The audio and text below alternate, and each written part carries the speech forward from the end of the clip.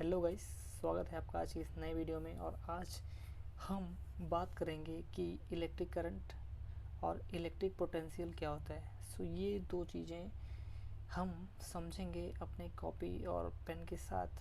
सो उससे पहले मैं सिर्फ इन दोनों की इम्पोर्टेंस बताने के लिए ये वीडियो शूट कर रहा हूँ। आगे हम कॉपी और पेन की सहायता से समझेंगे कि ये दोनों चीज़ें इन एक्चुअली क्या होती हैं और ये रिपेयरिंग में या मैन्युफैक्चरिंग में कितना ज़्यादा रोल प्ले करती हैं। सो अगर मैं सिर्फ करंट की बात करूँ, सो करंट जो होता है वो चार्जेस का फ्लो होता है। चार्जेस का फ्लो होता है, तो जब चार्ज फ्लो करेगा तभी कोई इलेक्ट्रॉनिक गैजेट वर्क करेगा। सो चार्ज का जो फ्लो है उसको हम जब कैलकुलेट करते हैं कि कितना फ्लो हो रहा है, उसको हम इलेक्ट्रिक करंट बोलते हैं। लेकिन इसमें क्या होता है कि किसी एक पॉइंट से हम उस चीज़ को मेज़र करते हैं। ये चीज़ हम आगे देखेंगे। इसकी इम्पोर्टेंट क्या है, इसकी इम्पोर्टेंट क्या है। दरअसल सबसे पहला एक बात तो मैं क्लियर बता दूं कि टेक्नीशियन की भाषा में इलेक्ट्रिक करंट को ही एम्पियर बोलते हैं। मतलब हम लोग सिंपल एम्पियर बोलते हैं। जब डीसी मशीन पे हम 4.1 वोल्ट या 4.2 वोल्ट पर सेट करते हैं, तो वहाँ पे क्या होता है कि जो 4.1 या 4.2 है वो वोल्टेज होता है। वोल्टेज मतलब इलेक्ट्रिक पोटेंशियल होता है। पोटेंशियल होता है मतलब चार्जेस को इतना धक्का देना है जाने के लिए। फ़ोन के अंदर इतना धक्का दिया जाता है जाने के लिए। जब हम ऑन ऑफ प्रेस करते हैं तो क्या होता है, वो रास्ता खुल जाता है।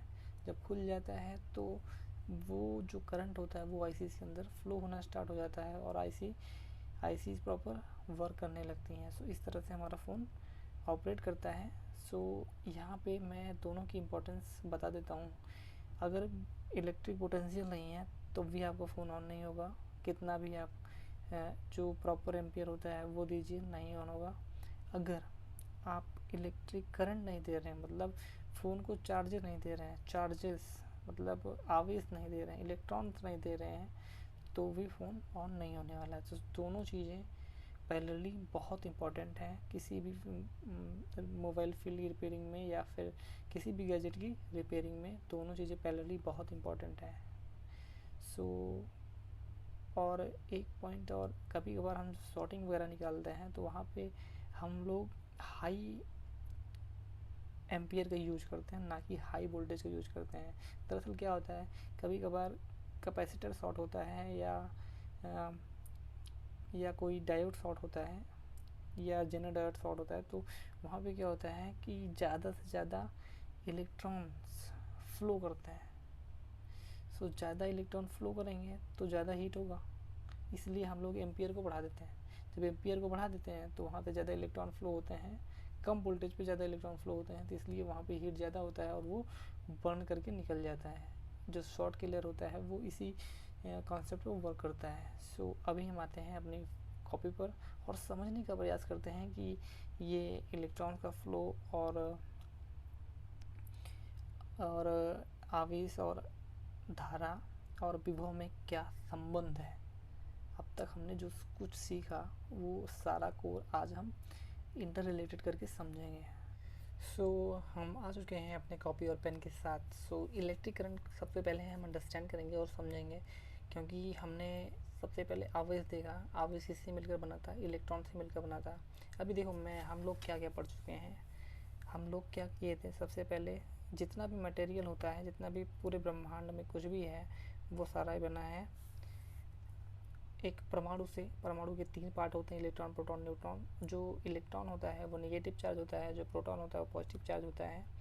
और पूरे ब्रह्मांड का जो कुल टोटल चार्ज है वो सीमित है, मतलब एक निश्चित है, ना उसको नष्ट किया जा सकता है ना उत्पन्न किया जा सकता है। सो इलेक्ट्रॉन, प्रोटॉन, न्यूट्रॉन। न्यूट्रॉन जो उदासीन होता है उसकी हम बात ही नहीं करेंगे। प्रोटॉन जो होता है वो हमेशा स्थिर रहता है।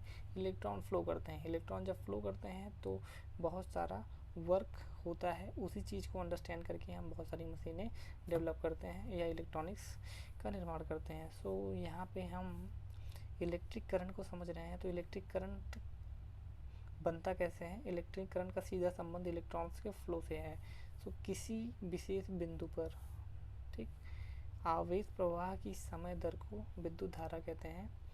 सो किसी विशेष बिंदु पर, मतलब जैसे यहाँ पे एक चालक तार है, यहाँ से इलेक्ट्रॉन इस डायरेक्शन में फ्लो कर रहे हैं, इस डायरेक्शन में।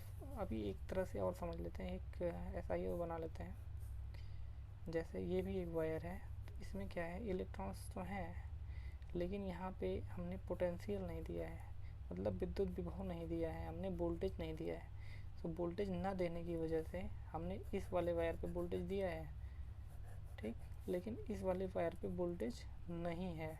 तो वोल्टेज ना होने की वजह से इलेक्ट्रॉन कहीं इधर मूव करेंगे, इधर इधर इधर इधर, मतलब ऐसे मूव करते रहेंगे। इसको हम इलेक्ट्रिक करंट नहीं बोलेंगे, इलेक्ट्रिक करंट हम बोलेंगे इसको, क्योंकि हमने यहाँ पे पोटेंशियल डिफरेंस दिया। अगर यहाँ पे प्लस दिया है, यहाँ पे माइनस दिया है,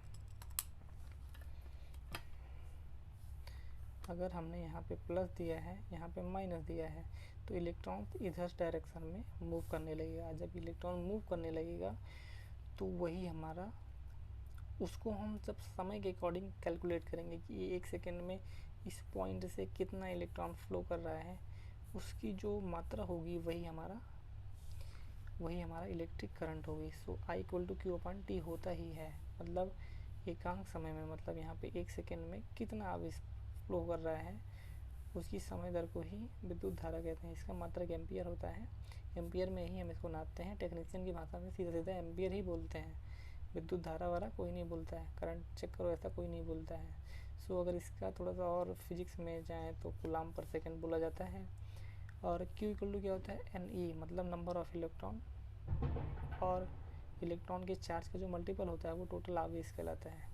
सो यहाँ से भी आप निकाल सकते हो। अगर आपको निकालना हो एम्पियर कैलकुलेट, जैसे कभी कभार न्यूमेरिकल लगाते समय नंबर ऑफ इलेक्ट्रॉन दिया रहता है, इलेक्ट्रॉन का चार्ज का वैल्यू, जो कि E इक्वल टू होता है 1.6 ×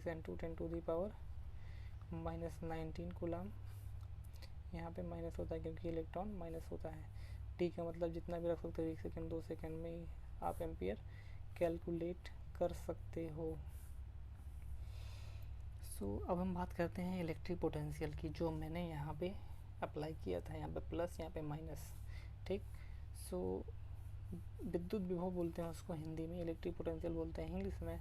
सो डेफिनेशन क्या है, एकांक आवेश को एक बिंदु से दूसरे बिंदु तक ले जाने में जो कार्य करना पड़ता है उसे विद्युत विभव कहलाता है। उसे मतलब विद्युत विभव कहते हैं। इसे V से डिनोट करते हैं। V इक्वल टू W/Q होता है। W/Q वो कार्य है और Q क्या है, आवेश है। सो देखो यहाँ पे क्या था, हमने एक विभव लगाया था, मान लो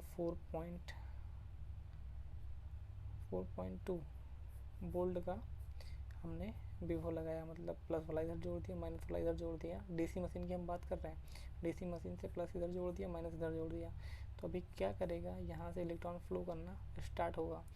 इलेक्ट्रॉन फ्लो होना स्टार्ट होगा तो मतलब यहाँ पे कुछ चार्जेस हैं, यहाँ पे कुछ चार्जेस हैं। यहाँ से यहाँ तक ले जाने में जो कार्य होगा, उस मशीन द्वारा जो कार्य किया जा रहा है, उसी को क्या बोलते हैं, वोल्टेज बोलते हैं। 4.2 वोल्टेज बोलते हैं, मतलब इतना वोल्टेज पे इतना कार्य होगा। समझ रहे हैं आप।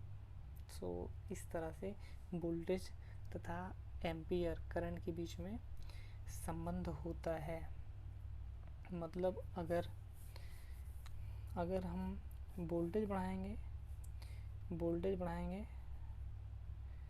ना, अगर हम वोल्टेज बढ़ाएंगे तो एम्पियर भी बढ़ेगा। लेकिन एम्पियर को हम कंट्रोल कैसे करते हैं, एम्पियर को कंट्रोल कर लेते हैं हम प्रतिरोध लगाकर हम एम्पियर को कंट्रोल कर लेते हैं। जैसे यहाँ पे हम एक बैटरी बना लेते हैं, एक बैटरी हमने ड्रॉ करी, ठीक। यहाँ पे हम बना लेते हैं एक बल्ब, ये मान लो एक बल्ब है, ठीक, एक बल्ब है और यहाँ से ये जुड़ा हुआ है। ये बड़ी वाली लाइन जहाँ पे होती है उधर प्लस होता है, ये माइनस हो गया। सो हमें इस बैटरी की क्षमता है 1.8 वोल्ट। 1.8 वोल्ट इस बैटरी की क्षमता है। इसका जो बैटरी कितना चार्ज है, 4.2 वोल्ट चार्ज है, ठीक। और बैटरी 4000 mAh या 4500 mAh, मतलब milli ampere per hour. mAh है, mAh की बैटरी है, मतलब एक तरह से इतने चार्जेस हैं, ठीक। सो 4.2 अगर हमें देना है यहाँ पे 1.8 के 8 पे ये जलेगा।